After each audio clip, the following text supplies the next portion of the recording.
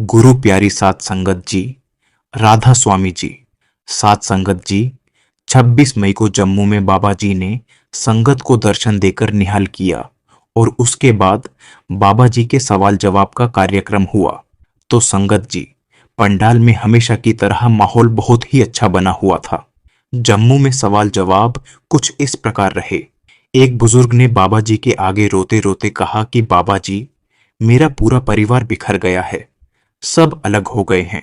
बड़ी मुश्किल से मैंने अपने परिवार को बांध कर रखा हुआ था, लेकिन आज सब अलग हो गए हैं। तो क्या यह मेरे कर्मों की वजह से हुआ है? तो बाबा जी ने समझाया कि हम सोचते हैं सबको जोड़कर रखें, लेकिन किस्मत में जो लिखा होता है वही होता है।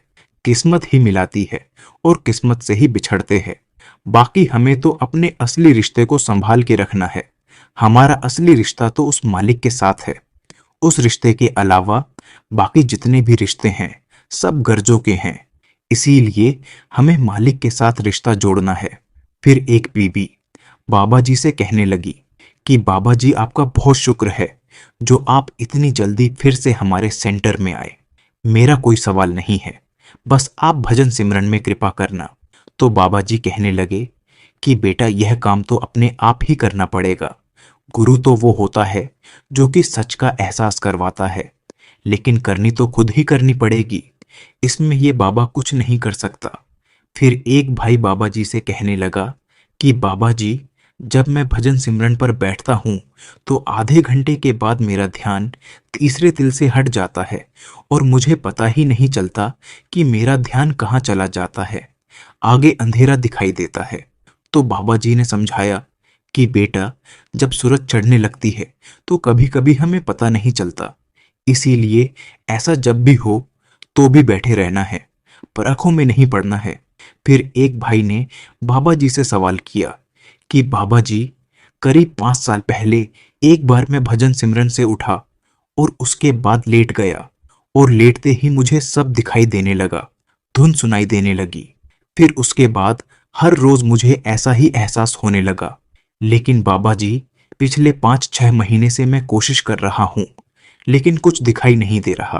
तो बाबा जी ने उसे समझाते हुए कहा कि बेटा, ध्यान लगाना हमारे बस की बात नहीं है।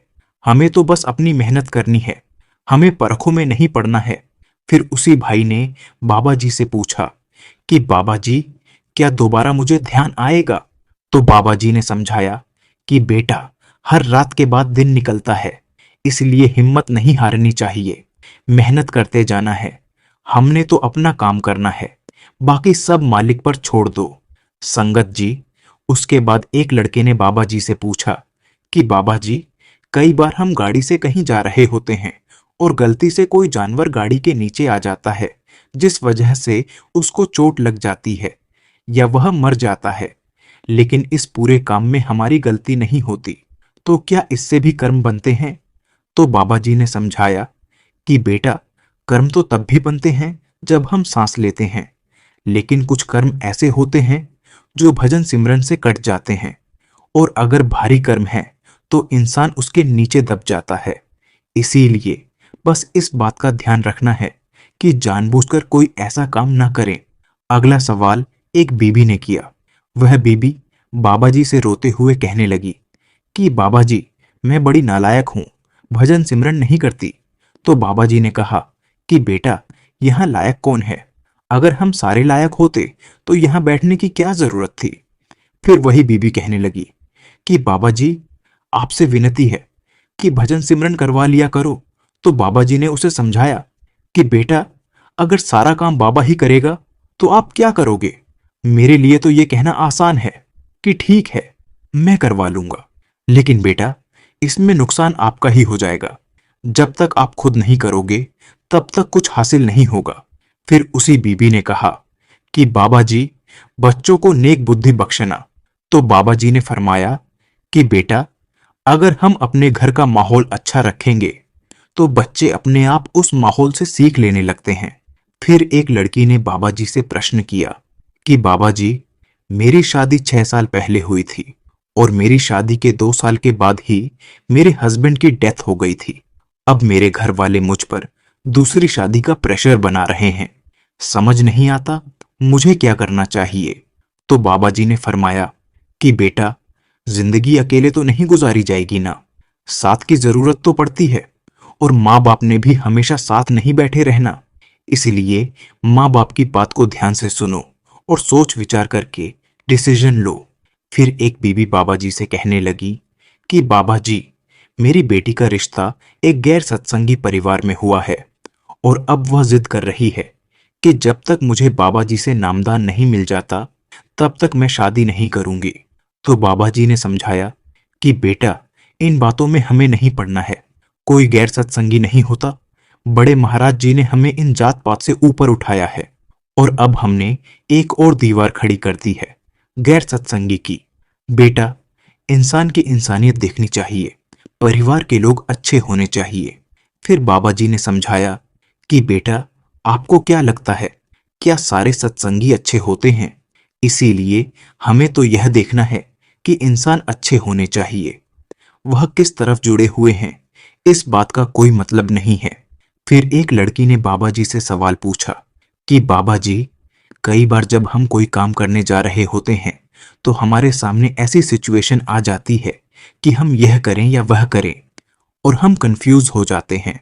तो बाबा जी ने समझाया कि बेटा, कोई भी फैसला हमें अपनी समझ से, अपने विवेक से सोच विचार करना चाहिए। और अगर गलती हो भी जाए तो भी घबराना नहीं चाहिए। गलती से सीखना चाहिए, लेकिन रुकना नहीं, आगे बढ़ते रहना है।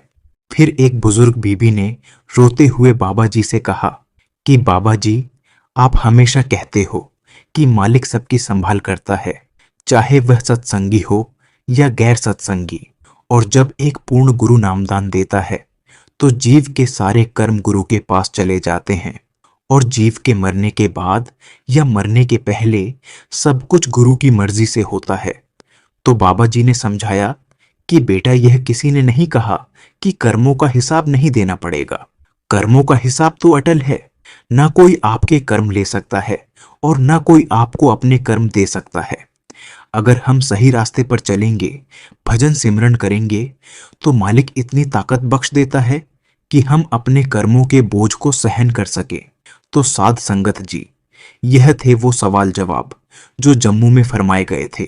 इसी के साथ हम आपसे इजाजत लेते हैं। अगर आपको बाबा जी की साखियां और सवाल जवाब सुनना अच्छा लगता है तो कृपया हमारे चैनल को सब्सक्राइब करें जी। राधा स्वामी जी।